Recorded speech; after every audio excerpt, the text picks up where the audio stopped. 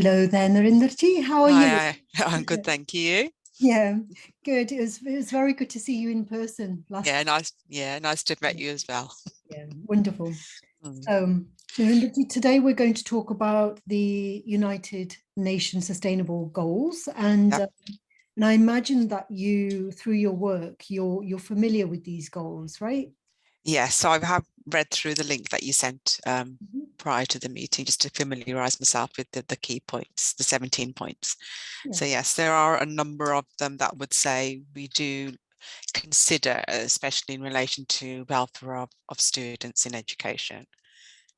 Yeah, Yeah. because I suppose quality of education is, you working at a university, quality of education is like, it's the obvious one, isn't it? Mm, But within that quality of education, there's all sorts of like sub goals. And in my view, like they're all interrelated, aren't they? Like we can't really, I mean, what is the purpose of quality education? yeah, Quality of yeah, education is to make sure, well, one of the reasons that we invest so much of our time and our lives into education is because we don't want to go hungry. We want to be able to yeah.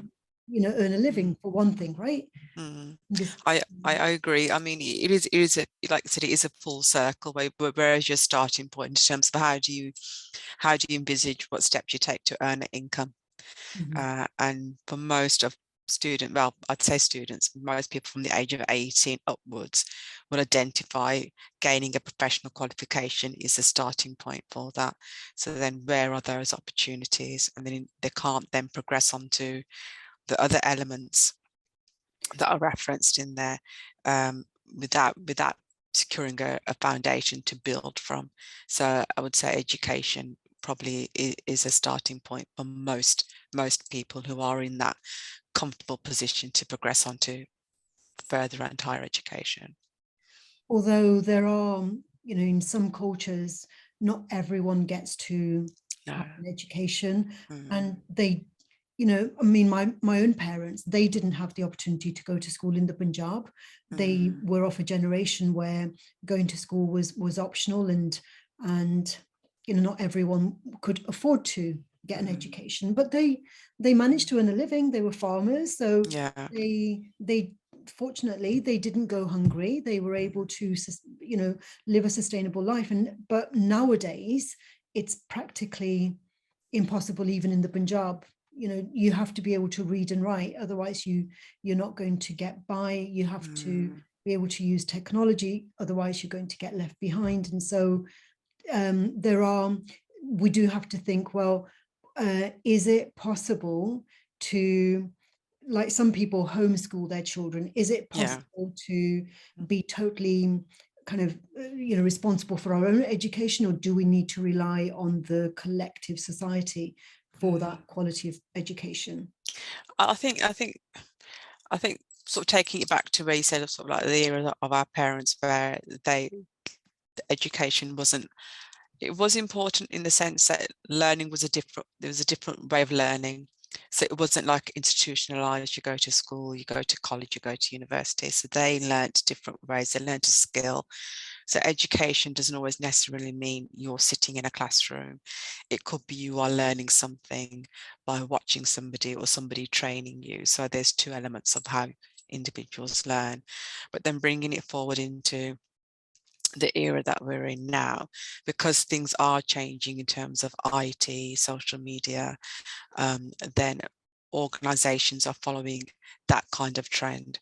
Then it's okay, then how do people who want to work follow through that route? Um, and then, like you said, there is homeschooling that some people do as well. But I think there is a gradual shift now towards things like apprenticeships. So people are identifying that learning doesn't necessarily mean sitting in a classroom. Learning does mean going out, working, engaging with other people, and actually being hands-on. And I think slowly, people are seeing the benefits of that, from a cost perspective and from a learning outcomes perspective as well. So I think there has been a gradual shift from the traditional route of, you know, higher education to these are your other options now in terms of how you can gain a qualification. And obviously then that qualification then puts people in a good position to find employment, put a roof over their head and food on the table. So Yeah, I was thinking mm, of apprenticeships as well, because when I'm mm, thinking about my parents, for mm, example, they learned, they were intelligent. They learned the skills of farming, everything connected with farming, and mm, they learned it through apprenticeship, basically. mm, And it yeah, wasn't called an apprenticeship, but that's how it yeah, is. Like, you learn from your elders, you learn from those older than you, you learn from your elder siblings, you learn from the community. And like, say for example, if somebody's born into a jeweler family, mm, they learn the trade of yeah, jewelry through their family mm, networks, and they learn, they learn how to market their products, and all of the skills associated with making a business out of it through their mm, networks, don't they? yeah, And now we've lost that, because and there's pros and cons of it. So in a way, it's good that people have options. Just because you were born into a farming family or a jeweler family or a cobbler family, or mm, dobby, what is mm, it, like those who wash the clothes. yeah, If yeah, you Just because you're born into that doesn't mean to say that you have to stay in that profession. You mm, have the chance to educate and do something different. But then at the same time, we've lost some of those skills, like jewelry, like embroidery and textile. yeah. We've lost Mm. some of those skills, haven't we? Yeah, I agree. It is because everything, again, when it comes to things like, say, like the textile industry, everything is so computerized, whereas sort of like, say, like the 60s, 70s, everything was done by hand, embroidery, stitching, everything like that. Whereas now it's a matter of mass production. You press a button and it's produced. So it is a lot of the skills that probably were very integral and important, probably in the 60s onwards, 60s, 70s, has slowly been phased out and been replaced by machines, and various sort of standards of IT equipment that's out there that does the job rather than an individual actually sitting there and doing it. But it does, the skills are still there if you, in the rural parts of Punjab, if you go exploring, there are a number of people who've still sort of hold on to the traditions of doing certain skills, like you said, like sewing clothes, making shoes, things like that, and they've passed it then onto their family members. So, but here in the UK, I couldn't say whether that's there, but I would say it's predominantly being phased out. Mhm. I Mm, remember when, as a teenager, I learned to knit from my mother. I learned to crochet, and I made my own clothes. And at that same time, I do remember at school being taught how machines would mean that we have more time for leisure. mm, mm. And now I'm thinking, well, we don't have more time for leisure because I don't have time to knit anymore. Yeah, no, I remember. I mean, I learned to knit from my mum and from my grandma Bibi, when I was much younger, and I did have an interest in knitting. But then as you get older, different things take priority. I still remember the era of, like, obviously traditionally it was knitting using your hands, and then the knitting machine came out, and it was the big thing, and everybody wanted a knitting machine because it was something fantastic to have. But yeah, but I know, I mean, near local to where I live, we do have like knitting classes for all age groups. So they're trying to set it up back up again in my local library. So yeah, I think slowly certain things are coming back, because it's not just about learning a particular skill. I'd say here in the UK, it's a social element that's attached to it as well. So if you've got, a group of ladies or even a group of men, for example, who enjoy a particular skill set, it's about just having that conversation with each other. And I know, touching on mental health, as it's Mental Health Awareness Day today, um, things like mental health, I suppose, probably wasn't as prevalent in the sort of like 60s, 70s, because people did talk regular, and there were various activities they could do together to offload. Whereas now you are very much isolated. And like, again, I know I mentioned it in my earlier conversation, but I think social media has impacted that as well. So yeah. Yeah, that's right. Because I remember, when I was younger, my BB's friends used to come around with their knitting and they would knit together, Mm, and they would, like they would make clothes for each other, so yeah. there was always that social element. But I was just watching this documentary yesterday about how tons and tons of clothes are thrown away. Millions of clothes are thrown away every week into these dumps, and because we can just go to Primark and buy cheap clothes, which apparently in this documentary they said that sometimes some people throw away their clothes after wearing them 2 or 3 times. Mm, And I remember one of my students, this was quite a while ago, one of my students, she said that she threw away her tights every day. I said, yeah. why don't you just wash them? Mm, And it's like, nope, she didn't see the need to wash her tights. And that kind of has stuck with me. We are very much a throwaway culture, aren't we? I mean, mm, nowadays, like you go to Primark and you can get like boxes of tights, and I can understand why some people would think it's easier to throw it away than to wash them. mm, So how do you think that at an individual level, what is it? On one hand, being professionals, we feel like, well, I can afford, to buy any clothes that I want, and I can afford to throw them away. But there is a cost to that as well, isn't there? There's a consequence mm. which can be more damaging than even not being able to afford whatever we want to buy. Yeah, I think we've touched on sort of elements of it in my last conversation, but I think for me it sort of brings it back down to what are our principles in terms of our heritage as being a Sikh. Um, One is, earning an honest living and sharing what you have with others. Um, and I think those two principles really hit home to me in that what you've just said there, in that I'm a very conscious buyer myself. So if I'm buying something, it's a question I have to ask myself, do I really need it? And if I do need it, how often will I use it? Those are the things I ask. I'll have a budget. If I want to buy something, if something's over that budget, I won't buy it. Um, yes, we're blessed with the, good opportunities career wise and, employment wise, but that doesn't mean we should throw away what we're earning, because you're basically throwing away your money. We don't know what tomorrow holds for us in terms of, employment, salaries and things like that. And I've always touched on like what my parents' upbringing is, always put money away for a rainy day.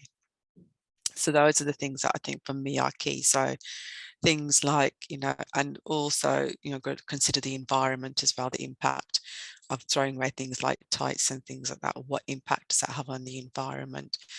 Um, and obviously, I don't know if you've seen it, but obviously homelessness is increasing, especially within city centre in the Midlands. And for me, I'll always, you know, think about those people that don't have a roof over their head, and a luxury of things like, a hot cup of tea or a coffee is, and we don't have to think about it. We can just say, yeah, we can go for a coffee or go for whatever. So I would never disrespect the salary that I earn. I always spend very carefully, and I think that's something that probably does need to be educated into school systems, college as well in particular. So for when students are then reaching higher education, they're not in that poverty-stricken scenario because they've spent their money unconsciously on things that potentially they could have done without. So I think that's where I stand. I can sort of say I can speak from my perspective, and I totally get wasting money is a big no-no. It doesn't matter how much you've got sitting in the bank or how much you're earning through a salary. You work hard for your money. Um, you shouldn't just throw it away. Well, it's also about, Gift Kamal and Yeah. Banshako together with Gift Kamal. Mm, Again, in that same documentary that I saw yesterday, it was Simon Reeves, his journey in South America. In fact, there was a mm, woman, I think it was in Chile or Argentina, mm, an indigenous woman who was very poor, and she'd been homeless, she'd suffered, she'd been very, very poverty stricken, but now she was working. But while she was working, she had opened up her backyard to cooking meals for poor children, you see, who otherwise wouldn't have a hot meal. And so, and she was still poor, but she said, like, she was still offering these meals Yeah. for as long as she could, because she said, like, sometimes she can't afford it, but when she can, she offers. And it was like she was feeding 60 to 70 children every day. So that I thought was remarkable. So she wasn't thinking, oh, I'm poor, so let me hang on to everything that I've got extra for, like, because next year I might not work. She was still sharing it, and that is the spirit of Sikhi as well, isn't it? Yeah, I agree with that. Certainly, how small it is, because you don't know how that's going to impact on somebody who's going through a difficult time. Like sharing a meal is such a basic thing that anybody can do. Doesn't matter what you've got, whatever you cook, you can cook enough to share with your neighbours. So I do agree with that element as well. You don't necessarily have to have money piling up in order to share something. It's about your heart and what you're willing to share with based on what you've got. But bringing it back to those that are homeless, I think when I see a homeless person, it just sort of pulls on the heartstrings a fair bit for me, in that what have they gone through to get to that point.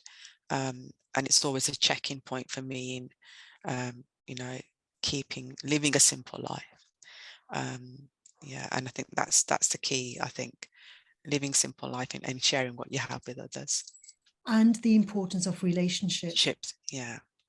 You see, because so much homelessness happens because of fragmented, weak relationships, that a person has to sleep on the street because they have no family members that they can fall back on. That is a sorry state of events, isn't it? Yeah. I mean, a lot of them where I've helped out, wherever they've shared stories, and I've dealt with a few situations in previous sort of work history that I've done, especially with things like divorce settlements and things like that. That really has a massive impact on individuals financially. So yeah, people could be running a business and all of a sudden they're bankrupt. So there's various scenarios that people go through before they get to that point, where they're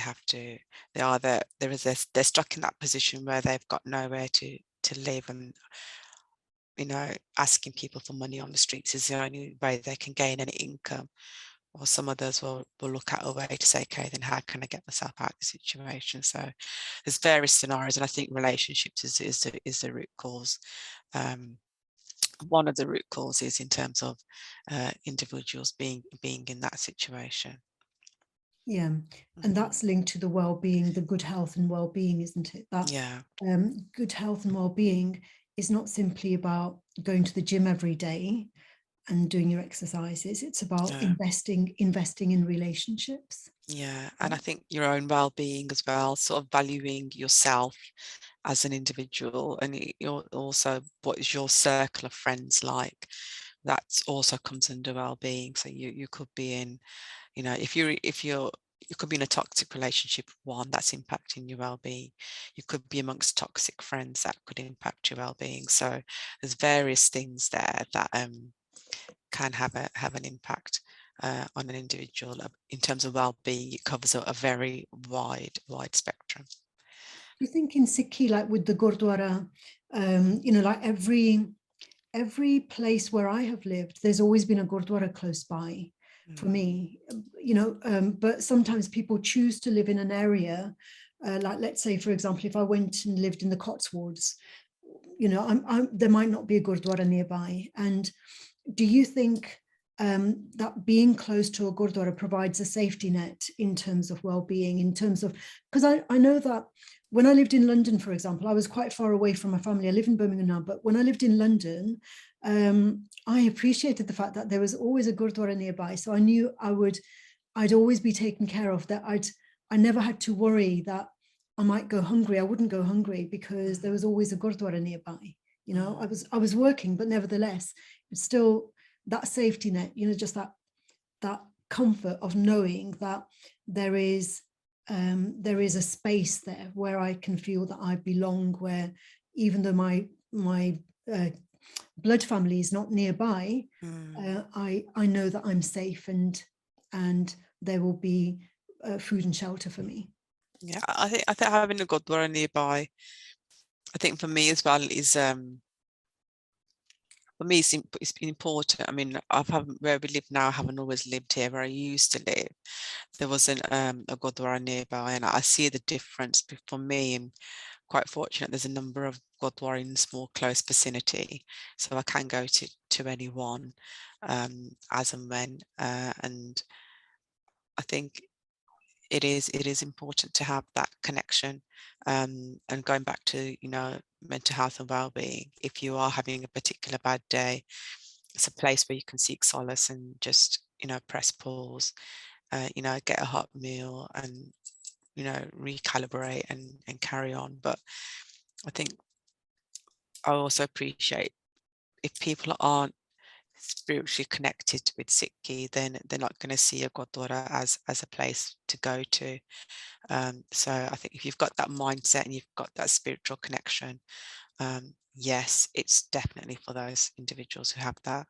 But then it's about how do we look at people that aren't that spiritually connected? How can we encourage them on what mechanisms they can use to cope with difficult times? But as we've seen recently in the news as well, that the Gurdwara, they're getting quite busy now with a number of families coming to them for hot meals because of various things that are going on in the world at the moment. So I think it depend on the individual mindset in terms of how connected they are, and are they willing to do that? Would they see the Gurdwara as a safe place for them? Mm-hmm. Yeah. Yeah, and I suppose a gurdwara, I suppose a church Yeah. likewise is Yeah. a place of, so people would find some place, wouldn't they? Yeah. Yeah. And so in terms of going back again to the interconnectedness of everything, Mm. do you think that our education empowers us to think about other things like life below water, life on land, all of these other goals? The same documentary, I would keep referring to it because I was quite impressed with it. Mm. Yesterday, he was in that documentary based in South America. They were talking about salmon fishing, about how it's creating a devastating impact. Now, I'm a vegetarian, and I think that that's an important aspect of Sikhi for me that is powerful in terms of sustainability. But there is somebody in that program. They were saying in the past they remember that they only had salmon at Christmas. You know, it was a luxury. But nowadays people are overeating salmon, and it's causing, you know, even though people are eating salmon here in England, it's causing havoc in South America, where all these fisheries are being set up to cultivate salmon, and it's destroying the lives of the indigenous people because they can't fish what they used to fish before. And so in terms of our education, do you think that even though we may be vegetarian, we're still part of this system that is creating this demand for, you know, for things like salmon and meat and all of that? We're still part of that same system. Do you think that our Sikhi is kind of like, is influential enough to think, you know, how do we break this, you know, these adverse chain reactions? I think there is. I mean, I think some Gurdwara are getting sort of raising awareness about sustainability, the environment. So I suppose those that are on who don't eat meat, it's about educating them. Okay, then whatever you are eating, what impact is that having on the environment is one. Another area which again I'm touched on is education, is probably at a younger age, probably like from, you know, primary school upwards. Um, as we are evolving as a society on an international level when it comes to food consumption, types of food and things like that, I think it's about educating from a young age about this is where we are at when it comes to meat products.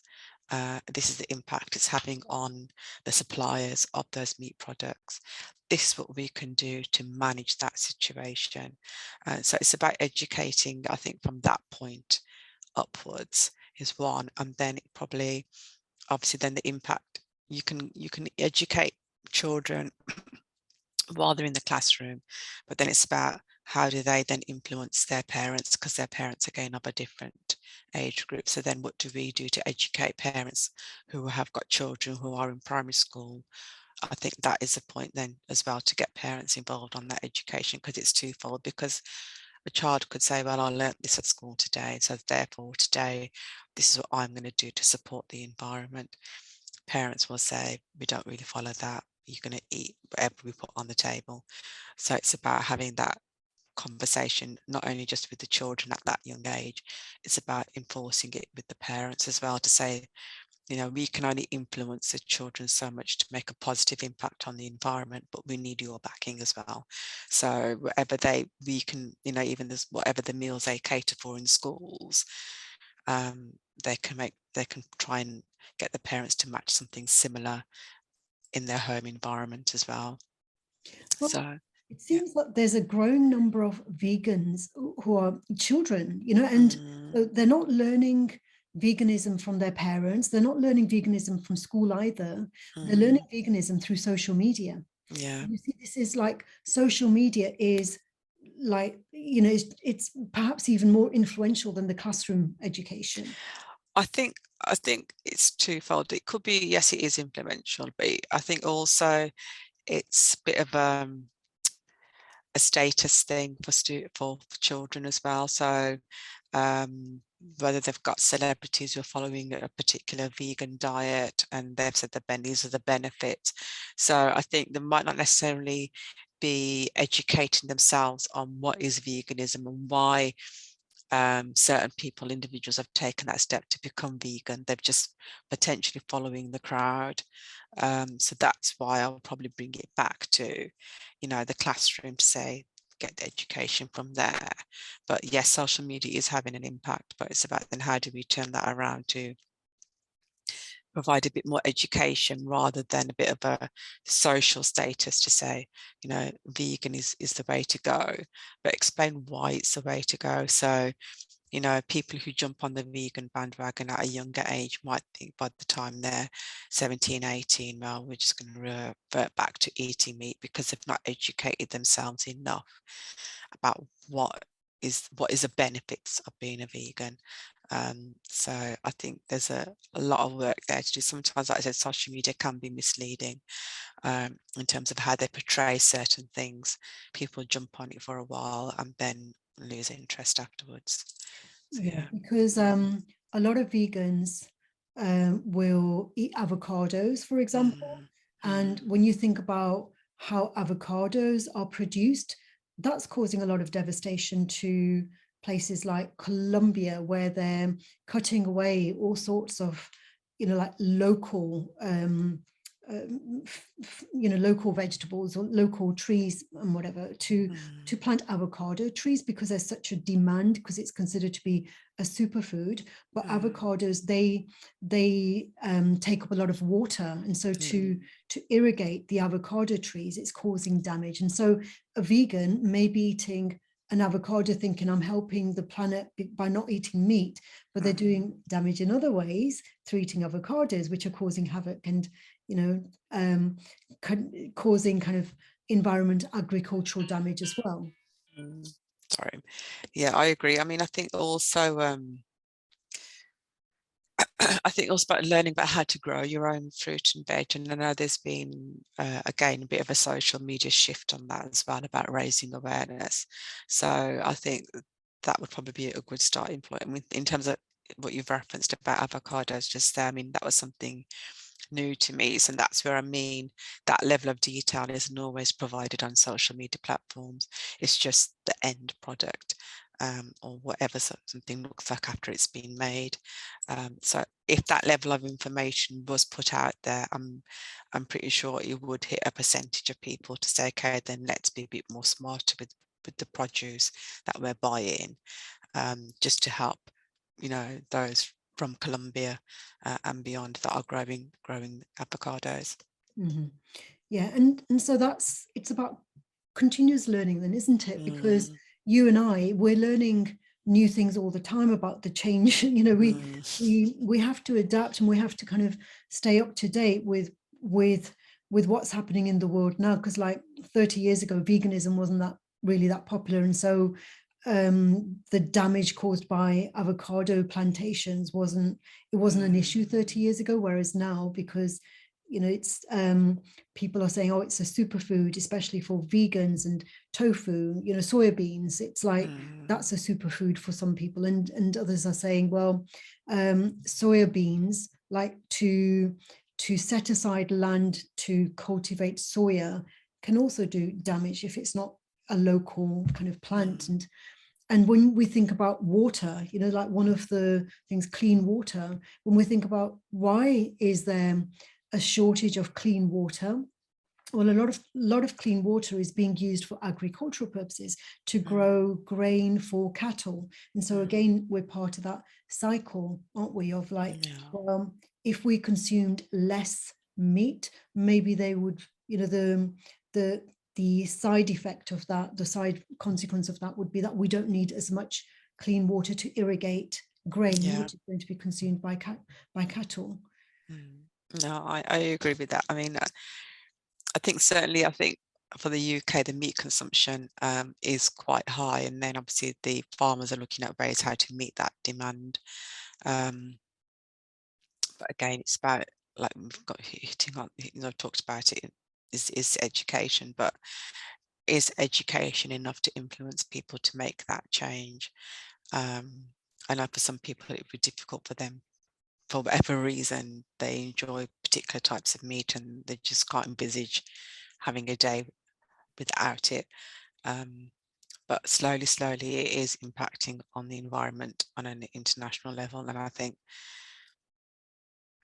even things like with veganism, I think we, as a, as if you were a baptized Sikh, you would be eating as a vegan, because you wouldn't be eating various dairies or things like that. So it's nothing new as such to people that have been brought up that way, but it's about how do you make that change to people that are used to eating a particular way. The thing is, you see that even being an Amritdhari Sikh, Mm, um, I'm not an Amritdhari Sikh, but we still drink milk. You mm, see, we mm, still have butter. We yeah, make prasad with mm, butter, and we don't always question where that milk comes from. mm, If the milk comes from farms where the cattle are basically machines, mm, they're basically treated mm, simply as machines, they don't even have room to move. If mm, we are consuming milk from places like that, because we don't know where the milk comes from, because people mm, will donate the milk very often, don't they? And yeah, we don't know where they've bought it from. So mm, so again, it's back to the education and thinking for ourselves, thinking about the source. Well, yeah, band shakana, it's like, well, mm, what is it that we're sharing? If we're sharing produce that has been, it's the origins are unethical, then are we doing more harm than good? yeah, yeah. And it's true. I think, like, again, we do need to look a bit more deeper into what is the facilities out there in terms of when it comes to farming, milk being extracted from cows. What is the process? And that's the sort of, like, we get to see potentially the top player in various platforms on various articles being written, but nobody sort of digs down deeper to say, okay, then what are the conditions of the cows? How are they being forced to produce so much milk on a mass basis? And I'm sure then that would certainly encourage people to be selective in terms of what the kind of milk that they purchase. And that's just one example of, sustainability for the environment. Yeah. Yeah. And at the Gurudwaras, we don't always have the forum to discuss these things, do we? Of like, well, No. where has this butter come from? Mm, Is it okay? Like, there will be a significant proportion of the Sangat will be diabetic, right? I'm diabetic. yeah. And I go to the Gurdwara, and of Mm, course I eat jalebi, and of course mm, I eat diet. And through these conversations, I've just heard of one Gurdwara in the States where they say, we don't have mithai in our Gurdwara. We've banned mithai. We say bring fruit instead. But we don't often have conversations like, well, is it ethical to donate mithai when you know that such a high percentage of our community is diabetic? Isn't it better to educate our sangat and say, look, if you want to do it with fruit rather than yeah. mithai? It's just a simple thing, isn't it? No, it's true. I think it's certainly something that needs to be explored a bit further. But then potentially the impact of that is then the mithai shops may go out of business. So it's about that balance. Yeah. Yeah. So then let's link that to decent work, Yeah. so decent work, like a confection, of course, like when there's a wedding. And you see, when we were in the Punjab, of course, like jalebiyan, you didn't eat jalebiyan every day. You had it, On a wedding. Yeah. you had Yeah. it like as a treat, like it wasn't kind of like every day you go to the Gurdwara and there'll be mithai and whatever. It's like on occasions, like when there's a wedding or when there's something to celebrate. So we can handle that. Our bodies can handle now and again, but it's when it's like overconsumption, when you don't have to think twice of like, well, can I afford to buy mithai every day or chocolate? Like it's not always mithai, is it? It's like on a daily basis, can we afford to get a snack of like Yeah. a Snickers bar, or is it only going to be like for special treats and whatever? Mm. So what is decent work is like owning like a textile shop where we sell very cheap clothes, which we know are going to be thrown away by people in less than 6 months. Is that ethical? Is that ethical work? I suppose for the individual, in their mind it is, because they've got to earn a living. So it goes back to, we need to eat, put a roof over our head, pay our bills and all the rest of it. So what can we do? So in their mind, they're providing a service to the public where they're producing garments of various shapes and sizes, and so that's one element. But the other side is they have no control over what happens with that garment once they've put it together, they've got their salary, that garment's in the shop. They have no control over the consumer as to how they treat that garment. So I would say it is ethical living in the sense that they're doing what they can to support themselves. They're not burdening anybody, or they're not in dire straits because they've had the opportunity to earn an income, but they have no control of how the consumer respects the work that they've produced. I suppose it is about educating the consumer. Yes, places like Primark do offer a very good service in providing clothes for people that are potentially on a very low income. But what we're finding is those that are on a higher income are purchasing, but then not respecting what's been produced and then just throwing it away. So it's the higher end that are potentially causing the issues to the environment by continually buying in mass, potentially throwing it away without a second thought, and then going again to buy some more. So it's about educating that type of consumer. Yeah, and it's also about the origins as well. Like if those clothes are made in in a country, in a culture where people are not earning enough. I know, like the large organizations like Primark, they do their due diligence, to make sure that they're not going to get bad reputation. But the smaller companies, where they might have like a small factory which operates through, they can only keep their prices that low when people are not paid very much. They're Yeah. very little. So again, it's like how much are we questioning the Mm. source of our textiles, the source of everything that we're consuming? Yeah, I think a lot of it is I think you may find then in that respect that a lot of the employees, in terms of those that are, machinists by trade, they may not even be based in the UK, because I think that would be the only way that they would be able to pay a low income. Because if we're talking about, employees in India, obviously you get roughly 80, 90 to 100 rupees to the pound. They could be paying them 200 rupees potentially for the day. That's £2. So I think a lot of it is either I'm not aware of any exploitation that's happening here in the UK when it comes to sewing garments, but certainly they can do it abroad. They can request it from abroad purely on the basis that the salary, the pound is valued different abroad. So they have that advantage in that respect. And another thing about decent work is, like, I know that you and I are both familiar with the farmers' strike in the Yeah. Punjab, and I mean, my family come from a farming background, and I know that we had less than 5 acres. It was a small farm, and we grew a variety of things. But nowadays, I think there's more and more of a push to grow things which are more, they're going to sell, they're going to make more money, but it's not like a mixture, it's not a diverse range of things that are grown anymore.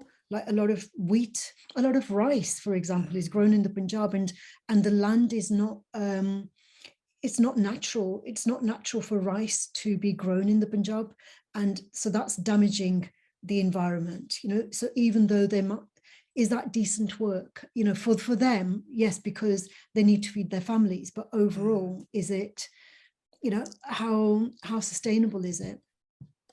I think that's a difficult one. I think especially when you're looking at Punjab, because you've got obviously you do have high poverty. So people will do what they can to earn an income. They will create what they can, even if they've got like, an acre or an acre and a half of land, they will make use of that land because they've got family to feed. They may even have that land on rent, so they've got rent to pay. So while I see the unethical side, in the sense that they could be potentially creating an environment just to grow a particular crop, but you've got to weigh that against they've got to eat. And if they're not committing any kind of offence as such, in that they could be reprimanded or whatever, but you've got to weigh up, then if they don't do that particular kind of work, how are they going to earn an income? How are they going to support their family? Have they got a baby? Or all these kind of factors. And then it's like, okay, then technically it still is an honest living, because they're growing crop and they're selling it and they can feed their family, so they're not doing anything untoward.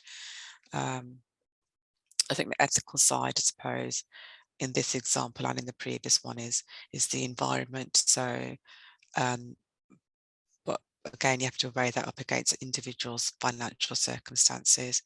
So I think the financial circumstances would obviously take precedent over the environment, because then without them doing the job they're doing, they might not be able to survive. I think I remember seeing an article. It was based in South India somewhere, where they had set this legal precedent where nature has a right as well. Okay. You see, and so let's say, for example, you have some mango trees, and you want to cut them down because to feed your family you have to grow wheat, and these mango trees are in the way. I think the mango trees, they have a right as well in, you know, as to exist. And so that's, in a way, that can seem a bit strange to say, well, how can the forest have a right? But it's a different paradigm, isn't it? It's like, it's a shift in paradigm that we have to have in order to think long term, in order to think ecologically, rather than simply for our individual. Yeah, I thought it's similar probably to, like, say, the Hindu state, in that cows are protected, certain animals are protected in certain parts of the world. So yeah, so I get that. I suppose with things like trees and things like that, they produce oxygen. The less trees we have, less oxygen we have. So I think where there is a platform for that protection to exist, and it doesn't disadvantage people from earning an income, I get that. But then, like I said, you've got to wait with a human life form.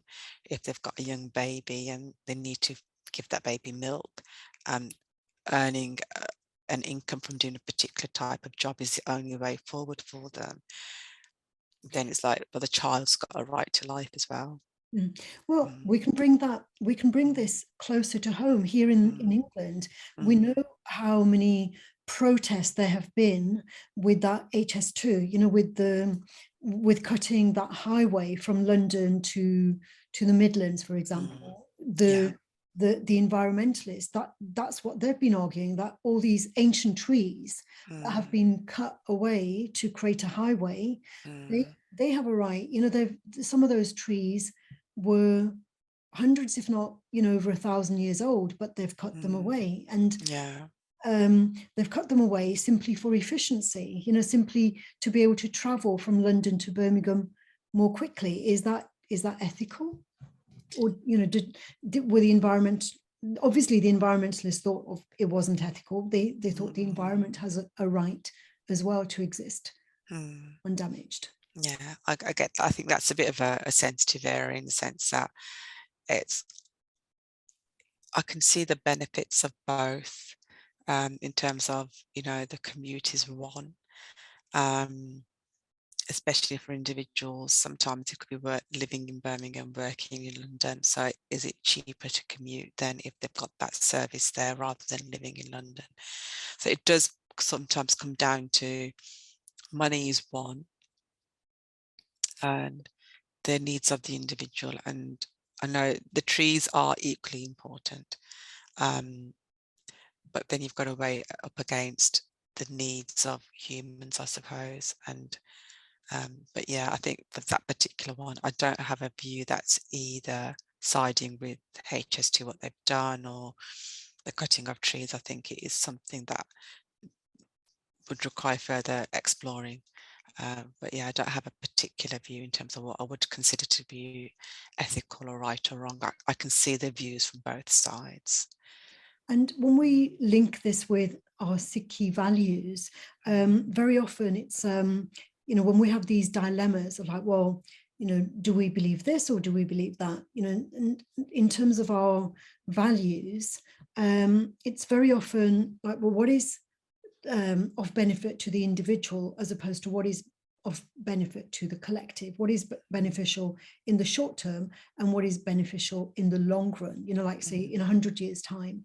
So sometimes it's taking that long-term view and it's thinking about the future generations very often, isn't it? You know, like Yeah, we live in a world of privilege because of what people have provided for us, like going back hundreds of years. yeah, Like we have we're reaping the benefits of what our ancestors have done, you know, in the Punjab, here in England, you know, everywhere. It's like we're living comfortable lives because of what they've cleared for us. yeah, We can't kind of now complain about you know, the inconvenience of or the damage being done, because we're reaping the benefits of damage that was done mm, before. So mm, how do we use our values and our kind of our ethical teachings in order to know, well, what is according to Sikhi, which would be the, what is more ethical based on our values in Sikhi?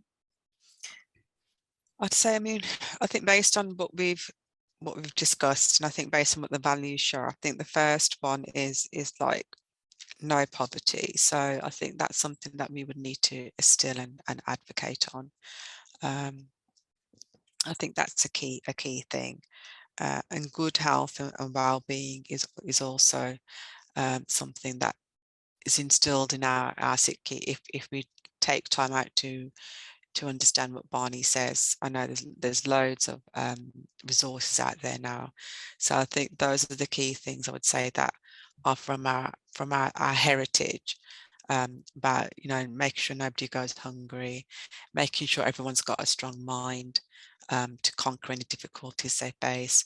And I think those are the ethical values that we should look at and focus on. Like Barney says, conquer your mind, conquer the world. I think, I think those are the two elements. As long as you do what you can to help those that are in poverty is one, and two is you maintain a strong mindset as much as you can.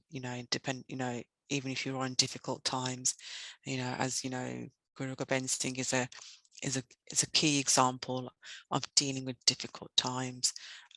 He was, the 10th Guru, and without him we wouldn't have Sikhi today. So there's lots of values he instilled about fighting battles, overcoming and maintaining your strength. So yeah, I think those are the key things that I'd find of importance to myself.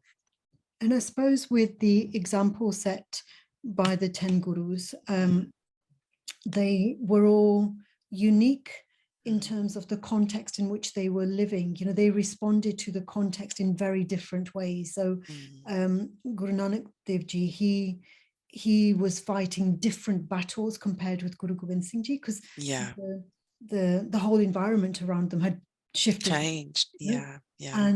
And so we here in the West, we're kind of facing all these unseen issues, like things, we're having to make decisions that even 50 years ago were not required. For example, do we give blood, or do we donate our organs? And do we in terms of lifestyles, it's like it's only recently that homosexuality was made legal in India. I think it was 2018. That's only 4 years ago.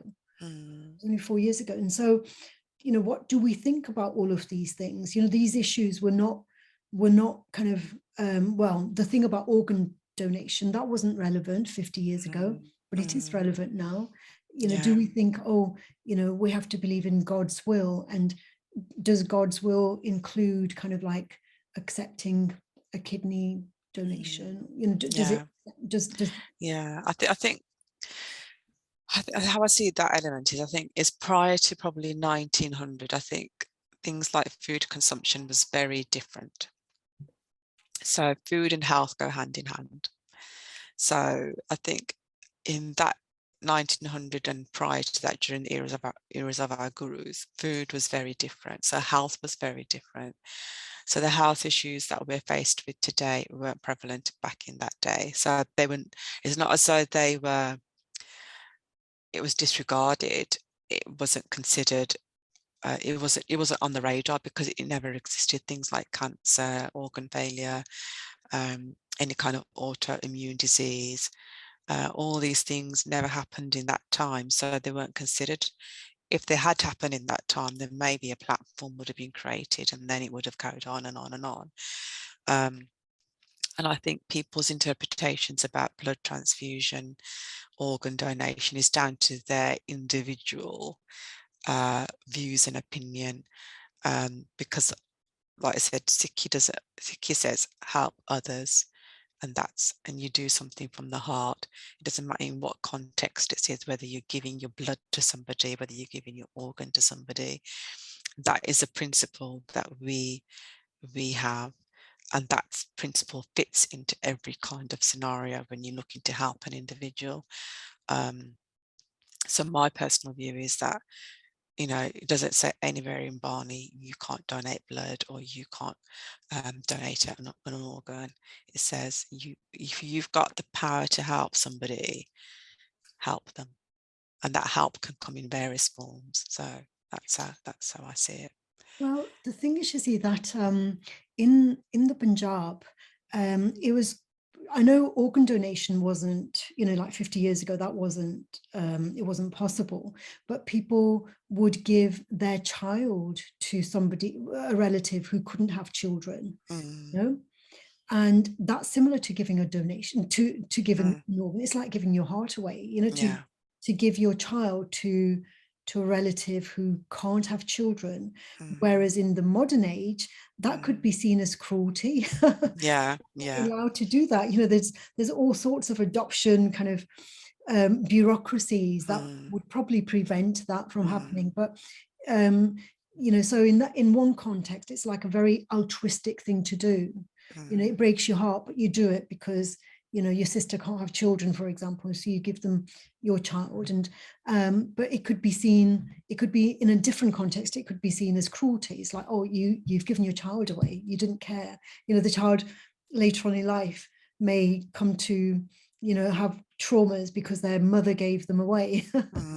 So it's that demonstrates the importance of context as well in the time and age. It's like one thing could be seen as an honorable thing to do in one context, and in another context it could be seen as a very cruel thing to do. Unethical. Yes, I get that.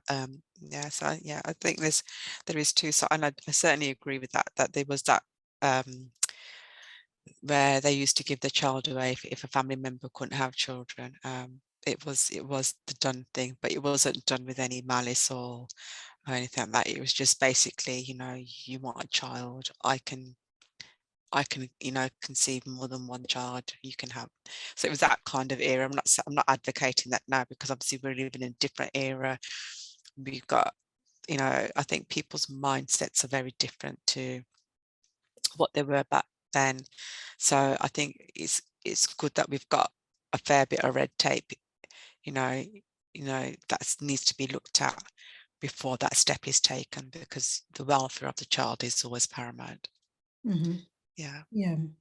And if somebody didn't have a son, like in a farming community, it was, you may give your son to them because they haven't got a son, and therefore they don't have an heir for their farm, which means they would probably lose their farm. And so again, it's like it's a societal thing, isn't it? And that red tape is to protect the interests of everyone concerned, whereas the needs of the child were often ignored, weren't they? Yeah, I agree.